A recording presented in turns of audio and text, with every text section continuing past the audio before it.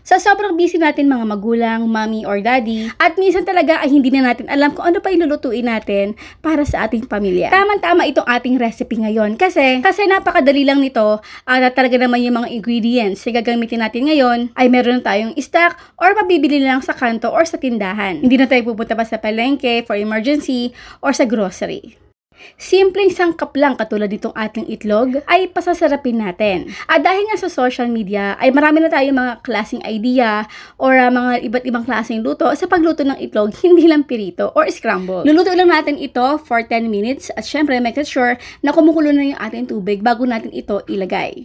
10 minutes ay sapat na. At syempre para mas mapabilis ang pagbalat nito, ayan, tinransfer ito sa malamig na tubig. At syempre bago natin ito isalang over medium heat ay painitin na natin yung ating mantika. Sa ganitong klase nga pagluluto ay kailangan na gagamit tayo dito ng non-stick pan. Kasi guys, kapag ito ay hindi non-stick pan ay talaga namang didikit yung ating itlog dito sa ating kawali. Pero kung hindi naman non-stick pan talaga o wala naman talaga kayo nito, ay pwede kayong gumamit ng normal na kawali, pero talaga namang dapat umuusok sa init yung ating kawali para naman talagang hindi dumidikit yung ating itlog. At konting ingat lang kasi talaga naman tumatalsik yung ating itlog at hindi exposed yung pinaka-egg yolks nito. Ayan na nga. At kapag nagkaroon na ng layerings dito sa ating eggs, ay ilagay na natin dito yung ating Coke. Ito ay may sukat na 250 ml or 1 cup. Pwede na tayo maglagay ng mas malaki pa ng konti dito. So ito ay lulutuin lang natin. Kailangan ay walang takip kasi luto na naman yung ating itlog. Sa mga pampalasa naman ay lalagay ako dito ng teriyaki sauce. Kung wala kayo nito,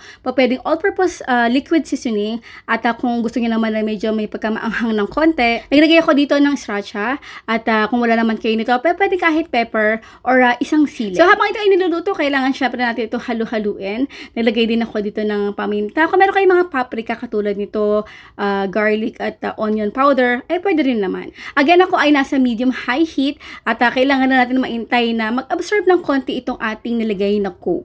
Ito lang naman ay para mag-absorb at para mag-concentrate yung nilagay nating ingredients dito. So again guys, kung ayaw yung klaseng pagluluto na ginawa natin, pwede kayong malagay ng tubig, dark soy sauce at ng ating brown sugar. For garnish, malagay tayo dito ng spring onion or kinchay. O diba guys? So wala pang 35 minutes ay makakapagluto na tayo dito na napakasarap na ulam at talaga namang napakadali at masustansya pa. So guys, kung meron kayo request, kung gusto niyo pa na magluto tayo o makakita, mapanood dito sa ating social media, ay paki-comment naman. At kung gusto niyo pa talaga magkaroon pa ng iba pang idea sa paggawa o sa pagluto ng itlog, ay gagawin natin yan. Basta i-notify niyo lang ako, mababasa ko naman lahat ng mga comments sa inyo. Sisikapin natin na gawin lahat ng mga sa aking makakaya.